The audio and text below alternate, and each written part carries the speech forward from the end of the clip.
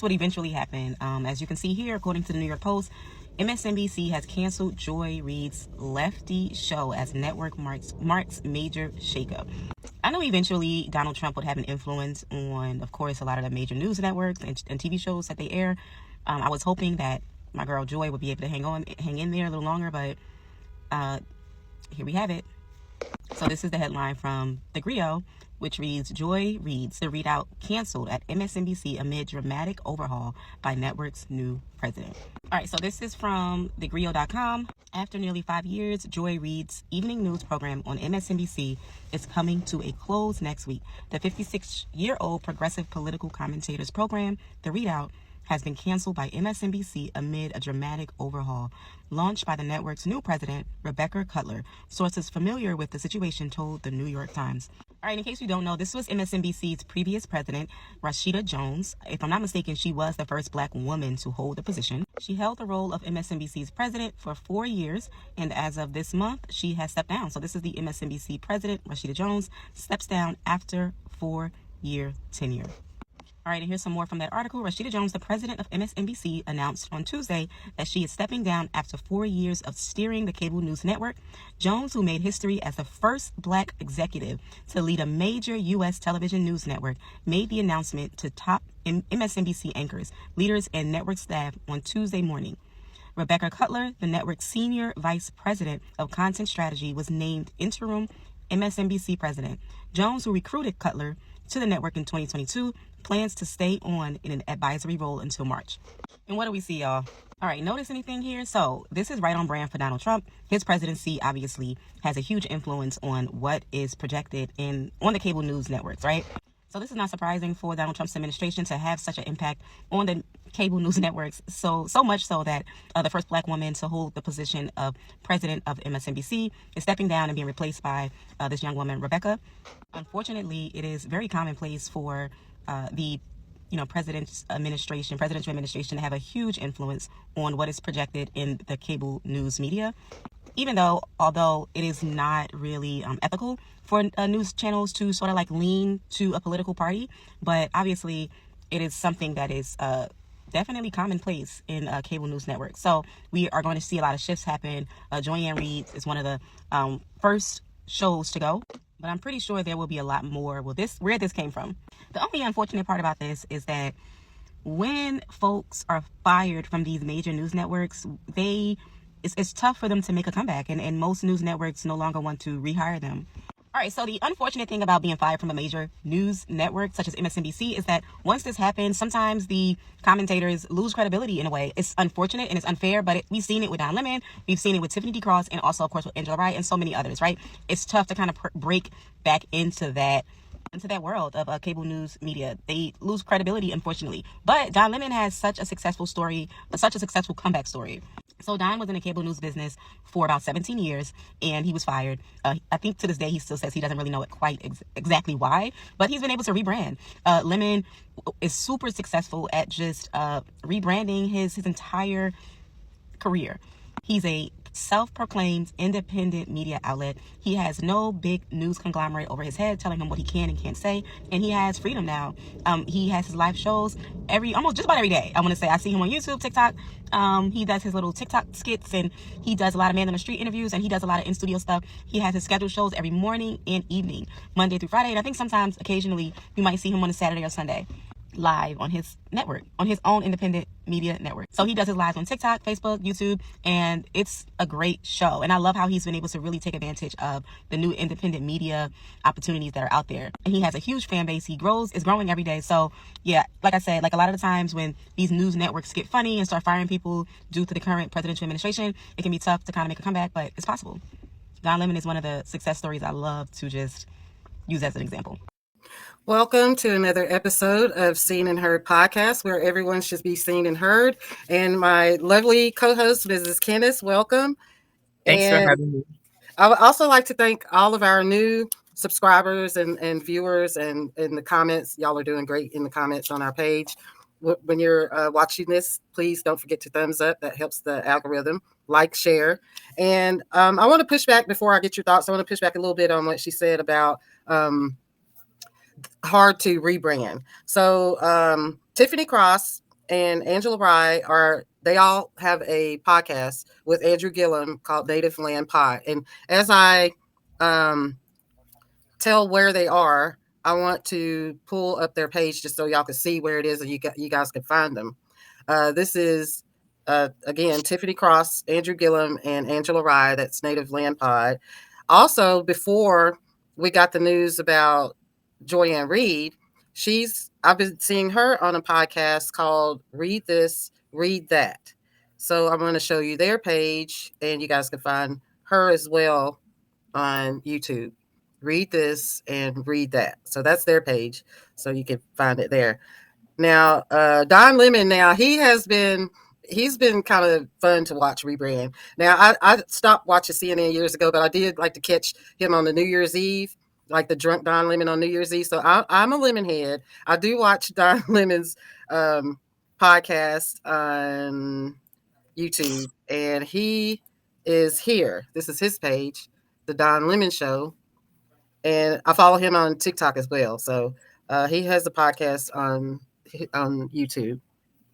Also, I want to replug a podcast that I did in 2022 after Tiffany Cross was let go. I did one of my top view or top listened to podcasts. This is on Spotify, but it's also on YouTube. But this was one of my top listened to podcasts. The full episode is on Spotify, and there's a full episode also on YouTube. You guys could go back and catch. And so, what's your response on how they are attacking us? Mind you, this is Black History Month. It's still Black History Month, and they're attacking the Black community. Mm-hmm. So 7 weeks ago, maybe, we did Kwanzaa. And one of the principles of Nguzo Saba is self-determination. And if we really practice self-determination, then for me, I'm going to wait to see what Joy wants us to do to be supportive. 1, 2, I don't have a problem terrorizing the TV station. I can call them every day and tell them they suck. That's no big deal. But if we want to talk about self-determination, then my thoughts on self-determination are we have enough power-wielding folk who have been let go from these Euro-American cracker stations that they should be able to get together, float some money, even if they have to ask all 48 million of us in the diaspora to send them $5, $10, whatever the case may be, and have our own media outlet. Because now we are relying upon CNN, no disrespect to them. We're relying upon MSNBC, those people who rely upon Fox. Why can't we take our money and stand up something that is ours? We love Joy Reid. We love Don Lemon. We love all of them. We expect to see them. We wait for them so we get our news. Well, if that's the case, you tell me 48 million people in the diaspora don't got, I know it's bad English, don't got $10 that they can send in so that we can stand up our own. Now, maybe the issue would be, can we get the airtime? Well, we need to push it because there are not, I'm struggling, that many Black stations. And if not, then we just have to do like everybody else, stand it up on internet, whatever it takes. But I'm going to let Sister Reid tell me what she wants to have us do. Now, there is an emergency meeting of sisters, Win with Black Women tonight at 8:30. They just sent it out to find out what's up, what needs to happen, where we going, how we going to get there. Those are the things that we need to be about instead of worrying about Donald Trump and his minions and oligarchs and all of those people who they do what they do. We've been here time and time again. And as far as I'm concerned, it's not my first rodeo, and it won't be my last, because look at the sister from Harvard, Dr. Gay. They got her last year. And what did they do? They replaced her with Alan Michael Garber. So with a name like that, you know who he is and what he is. And now Sister Reid, you see what they replaced her with. We need to just be like, okay, that's how the game you want to play, then fine. But we have to be in unity. We have to be in solidarity in order for those things to happen. Now, I'm not advocating for the New York Times here, but this is a gift article. I'm going to post the link in the description so you guys can read it. But it's a gift article courtesy of Cheryl Lynn Ifill. She's a civil rights lawyer, democracy warrior, dedicated to racial justice, equality. She gifted this article, so I will post it in the description. And I also want to share another. Let me see here. Well, I'll give you her name, Karen Attiah. Karen Attiah. Have you heard of Karen Attiah? Karen, she is Karen Attiah. She used to work for the Washington Post, I believe. Let me see. I'll flip this around so you can see who she is. She's Nigerian American. But she also has a Substack. So Cheryl Ifill has a Substack, and this is Karen Attiah. She's a writer, editor, internationalist, amateur fighter, weightlifter, and a journalist. I think she used to work for the Washington Post. So she's on Substack. Cheryl Ifill. I also have a Substack too. So if you guys would like to subscribe, it is called Beyond the Pod. So you can see if you get the right page. This is my Substack. I welcome you all. It's new. I'm just like trying to build it up. So this is mine here. Now, back to the media. Okay, so we said everything we were going to say about that. We're going to support each other. So that link to the call that you were talking about, you'll send it to me so I can post that in the description too. Mm-hmm. Okay. All right, on to a surprise clip I'm going to play here, and then I want to get your reaction on the side. This is Representative Ayanna Pressley. Let me see there. Here it is. Okay. Mm-hmm. That we are pro-Black. I still want to be advancing an affirmative vision, a North Star for Black America. Is now the time for reparations? Congresswoman Ayanna Pressley says yes, and she's here with me now to discuss a bill that she has reintroduced in Congress. Congresswoman, thank you so much for being here. It's good to be with you. So this is, I got to say, a pretty bold move given where we are, our social-political climate right now. Why reintroduce this bill right now? Yeah. Well, first, since it is Black History Month, I want to make sure that there's no erasure on my part. I am picking up the mantle of building upon the legacy of Congressman John Conyers, and who then passed it on to Congresswoman Sheila Jackson Lee, who recently transitioned, and her daughter, who served in Congress to finish out her term after she passed away, said after a lot of contemplation and prayer and consultation with the staff of the Congresswoman and even her own family that they hoped that I would take up the mantle. So I do that with great humility and with a tremendous sense of responsibility. Dr. King said the time is always right to do what is right. And I think at a time of, quite frankly, anti-Black racism on steroids, coming out of this hostile Trump-Musk White House. You have said he has his hands in everything, Elon Musk. Absolutely. And really an effort to resegregate society, to erase Black history. That this is the right time, because this is not only about truth and reconciliation and healing from the past, the vestiges of chattel slavery, which we are still living with today. It is also about Black futures. So what exactly would this bill do?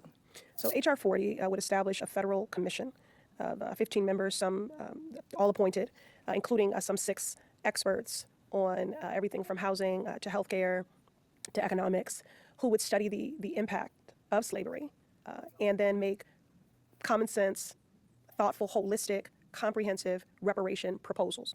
And they would have 18 months to do that work.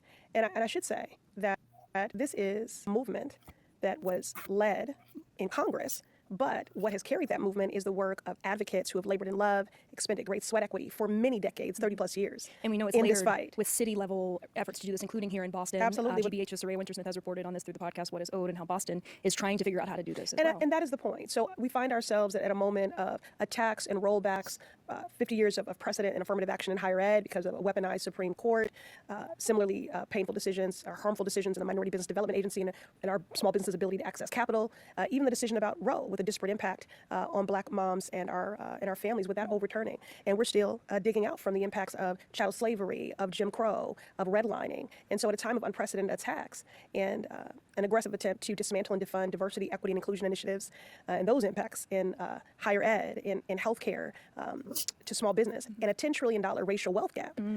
I think it's appropriate at a moment of anti-Blackness that we are pro-Black and we continue to build upon the momentum throughout this country, municipalities throughout the country who have been successful in redress, the work of truth, reconciliation, and healing, and again, the work that's taking place with our own Boston Reparations Task Force. So while I'm blunting the harms of this administration and the Supreme Court, I still want to be advancing an affirmative vision, a North Star for Black America. Now, given the moment that we are in, though, even if this were to make it through Congress, the president could veto something like this very easily. So what makes you confident? Is it so much about pushing this through, or is it about carrying the legacy so that one day we can see this realized? It's both and. It is about continuing the legacy. It is about keeping up the momentum. And those North Stars, those affirmative visions for the country that we deserve and that we believe is possible. I'm not going to wane in my advocacy for universal child care. I'm not going to wane in my efforts to close the racial and ultimately eliminate the racial wealth gap. I'm not going to wane in my efforts to create more housing that is affordable or to hold banks accountable to consumers. And I'm not going to wane in efforts to advance reparations. We can walk and chew gum at the same time. I know the legislative landscape is one that is sobering, but this is really just about our entire country, because although it is about truth, reconciliation, and healing and redress for Black Americans, any person of conscience should be committed to this. And there's precedent. We've done this with Japanese Americans who were in internment camps. We've done the work of truth and reconciliation when it comes to indigenous communities. And we should be doing this for Black Americans. And again, it's not just about our history and acknowledgement of Black history, which is American history, at a time when they seek to erase it and to ban our books and to deny our stories and our representation and to roll back programs and policies and civil rights progress. It's also about Black futures. And there was a 2022 Pew Research Center study that found that 77% of Black Americans did support reparations for descendants of enslaved persons in the U.S. At the same time, we know that the Black experience is vast. There are a lot of people across the diaspora, and there's conversations, this was explored in the What Is Owed podcast, about who gets what, right, and what reparations actually looks like. So how do we tackle that part of this? Well, that will be the work of the commission. So our first responsibility here is to pass H.R. 40 and to establish this commission, and this 15-member commission will do that work. There is a lot to consider, but I think that process is one, or rather, and that process is one that should be holistic, comprehensive, and deliberate. Reparations is more than just cutting a check. It is addressing the systemic ways in which the vestiges of chattel slavery show up in the Massachusetts 7th and throughout this country. Do you have support for this in Congress from your fellow Democrats? Oh, I'm very encouraged. And we're currently in the 119th Congress. In the 118th Congress, when Congresswoman Rashida Jackson Lee was still with us and stewarding this bill, we had close to 130 co-sponsors for this, so that was more than we've ever had. And I'm already at 80, and we just reintroduced the bill. So we're going to continue to build up our co-sponsors and ultimately get this to the floor for a vote. Again, we're building upon the momentum. We are further along than we ever have been when it comes to making H.R. 40 the law of the land. It has previously been marked up, reported out of the Judiciary Committee, again, unprecedented number of co-sponsors. So I want to continue to build upon that, and that's what we're focused on. And again, there's momentum throughout the country. So many municipalities have reparations task. What are we talking about? This guy right here? No, I hit the wrong button, so my apologies. No, I wanted to get your thoughts on the other side of Ayanna Presley's discussion about reparations.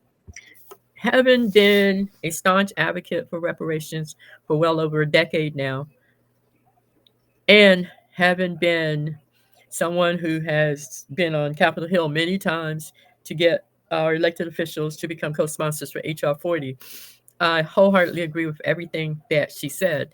And she's not, the interviewer is not the first person to say, why would you try and push reparations when there is such a anti-climate? And we heard Hakeem Jeffries a couple of days ago say they have the House, they have the Senate, and they have the White House. What are we going to do? There's nothing we can do. I don't support that gloom and doom. So for me, I'm not ever going to say there's nothing that we can do. And as a leader, I'm disappointed in Hakeem Jeffries and his what? And That's okay. That's great. Let me try again. I'm really disappointed in Hakeem Jeffries and his gloom and doom. And somebody has to be the person to say, this is not first rodeo. We've been here before. And we're not going to stop just because the White House, the House, and the Senate are all taken up by Republicans. H.R. 40 has been around for 38, 39 years now, a bit shy of four decades. And as far as I am concerned, I don't believe that I'm going to succumb to this, what I think is tribalistic thinking, where it breeds divisiveness. For me, HR 40 is one of the ways where we are able to become unified, to show a strong sense of solidarity. And actually, a couple of days ago, Africa actually came out and said we want reparations. So why would we do less as a developed country than the continent that they say is third world and underdeveloped? We need to be where they are. And I say that I stand with the brothers and sisters on the continent who are asking for reparations.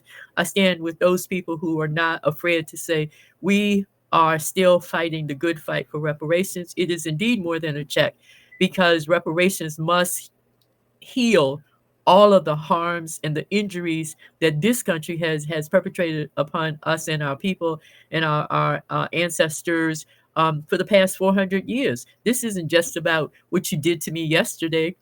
And for me, I honor the 2 million or so of our ancestors who never even made it here and who lie at the bottom of the Atlantic Ocean. So whether it's today, tomorrow, it is for 7 generations forward, because I know I'm never going to see reparations.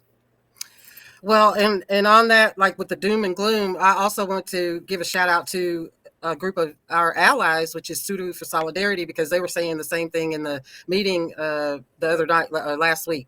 So I've been with them, working with them for 4 years now, and a lot of people don't know that there is a Japanese American group that is actively working to help Black Americans, because like what you said, the harms and the injustices that the Black community have suffered, that's part of their mission as well, to get the reparations where it needs to go. And they are also, what was it I was going to say, I lost my train of thought, but I wanted to give a shout out to Sudu for Solidarity. So to let people know that there are allies that are outside of the Black community that are working for the same goal. Some of our strongest allies are inside the Japanese American communities, and they are ride or die. They are very, very committed to their support for people of African descent. And as quiet as it may be, their advocacy efforts to get reparations were built upon the Black Power movement. They studied the Black Power movement from back in the day, and that's what they built their advocacy around, to get reparations for their family members. And they give credit to the Black community as to why they're fighting so hard for the Black community, is because they said, and they acknowledge, they would not have gotten their reparations. The Japanese community would not have gotten reparations if not for the Black community. Exactly. And, there were elected officials in Congress who actually stood up and stood with them as co-sponsors for the legislation. So yes, they do honor the works of people of African descent who paid the price, and they studied the movement and stepped out, and they got reparations. Yep. And on that, we're going to end for now, and we will continue this conversation. I want to thank you, Ms. Kenneth. Thank you, all new subscribers, new listeners. Please, again, leave your comments, thumbs up the video, share the video. That helps the algorithm. If you're able to leave a donation, that will be greatly, greatly appreciated. That helps us keep the lights on. We also have merchandise. So if you would like to support in that way, the links will be in the description, and we will hope to see you guys later on the next one. Let us know what you think. Thank you. Peace.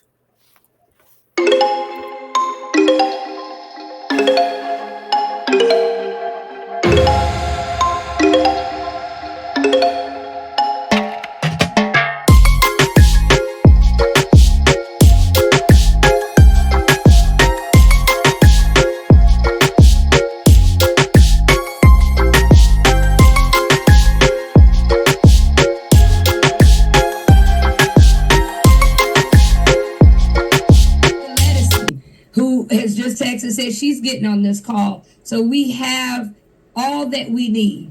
We have all that we need. And one thing that I said a few days ago at the NAACP, and I'll share this, I have often fantasized about what I would have done during the civil rights movement. I used to say, oh, what would I have done if I would have been back in the day? Or all of those things. And I think we've all at some point made a comment, well, oh, I couldn't have done this, or I would have done this, I would have done that. And for any of us who've ever done that, we need to stop fantasizing and wondering what we would have done, because we are now in the midst of our own civil rights movement. And I know Dr. Bernice King is on here. And her mother, Dr. Coretta Scott King, said that freedom has to be won and fought in every generation. And it is our generation's time right now to fight this freedom right now. So you have to think about, what is it that you are going to do? And this is the question that I asked this weekend.